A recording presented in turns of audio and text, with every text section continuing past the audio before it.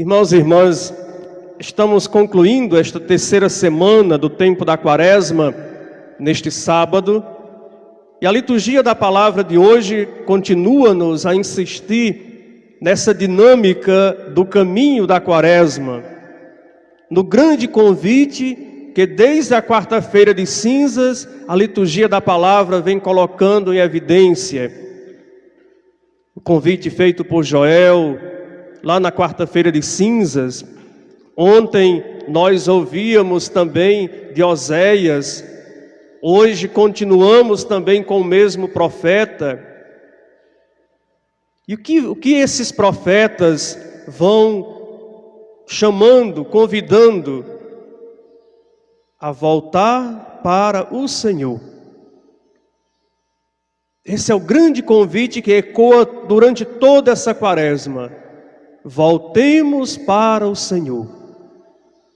Volta para o Senhor teu Deus. Mas hoje, a liturgia da palavra, a partir desse convite do profeta Oséias, ela nos aponta como deve ser esta volta.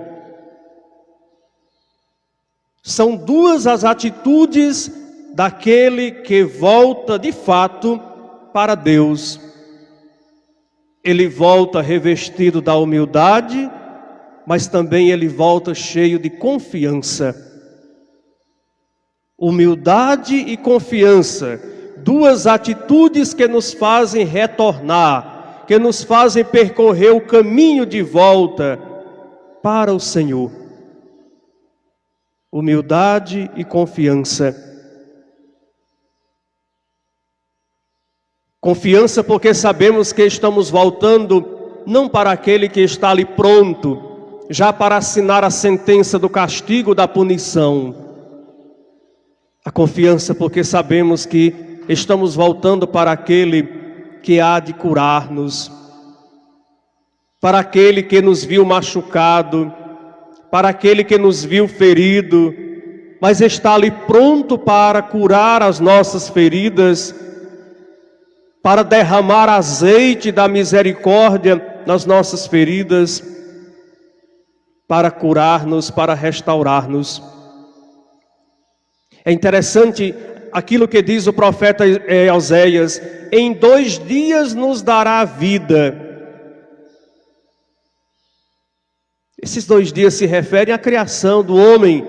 Deus criou o homem, depois criou a mulher. 2 dias nos dá a vida, mas no 3º dia Ele há de restaurar-nos. Os 2 primeiros dias, a criação do homem e da mulher. O 3º dia, a ressurreição do seu Filho. No 3º dia, há de restaurar-nos e viveremos em sua presença.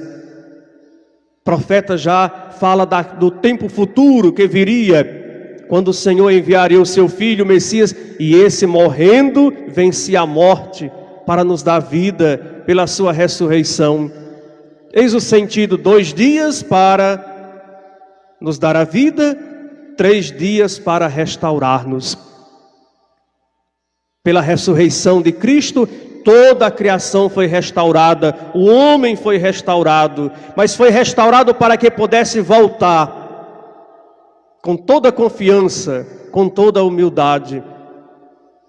Por isso que Jesus no Evangelho conta-nos esta parábola. E o evangelista Lucas diz o porquê que Jesus contou essa história, essa parábola, essa comparação. Contou esta parábola para alguns que confiavam na sua própria justiça e desprezavam os outros. Se por um lado nós voltamos para Deus pela humildade e pela confiança, do outro lado nós nos afastamos de Deus quando nós procuramos confiar na nossa própria justiça, em nós mesmos, e por isso enchemos-nos do espírito da grandeza e desprezamos o outro. Se por um lado o caminho nos aproxima, por outro lado o caminho nos afasta. E aí Jesus conta essa parábola do fariseu e do cobrador de impostos, que vão para o mesmo lugar, o templo, o lugar do encontro com Deus, que vão na mesma intenção, rezar. Os dois subiram ao templo para rezar. Estão no mesmo lugar, com a mesma intenção, porém os resultados são diferentes. Jesus primeiro coloca qual a postura do fariseu diante de Deus. Voltou para Deus, voltou para o templo, mas revestido da grandeza, da soberba, do orgulho. E por isso foi capaz de elevar esta oração jamais ouvida por Deus. Ó Deus, eu te agradeço porque não sou como os outros homens. Primeiro, ele já separou-se. Pensava ele que estava, quem sabe, colocando os outros homens à margem, mas era ele que estava indo para a margem. Era ele que estava se auto-separando dos outros. Porque não sou como os outros homens, ladrões, desonestos, adúlteros, nem sou como esse cobrador de impostos, porque disse que ele estava lá na frente, o cobrador de impostos estava lá atrás. Talvez não sou como aquele que está ali atrás, que era ladrão, os cobradores de impostos. E aí ele apresenta diante de Deus: olha o que eu faço jejum 2 vezes por semana, dou o meu dízimo de toda a minha renda. Porém essa oração não passou da sua cabeça. Quando a oração não passa daqui, ela não produz fruto. Ela não nos favorece o encontro. Então aqui está um exemplo de alguém que se aproxima de Deus sem humildade e sem confiança, porque ele até esqueceu de Deus. Ele apenas lembrou dele mesmo: não sou como os outros, faço isso, faço aquilo. Se esqueceu de Deus. Como anda a nossa oração? Esta é a pergunta que cada um de nós devemos fazer. Será que a minha oração toca o coração de Deus, ou a minha oração não passa da minha cabeça? Porque se a oração não for acompanhada pela virtude, da humildade, da confiança, ela será apenas palavras jogadas ao vento.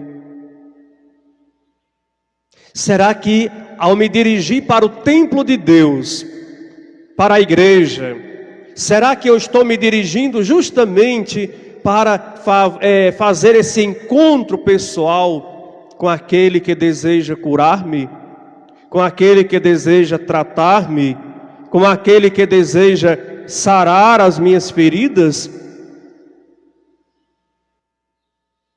Cada vez que nos reunimos no templo de Deus, na casa de Deus, é uma oportunidade para isso, para deixar-nos curar por Ele, e todos nós precisamos ser curados.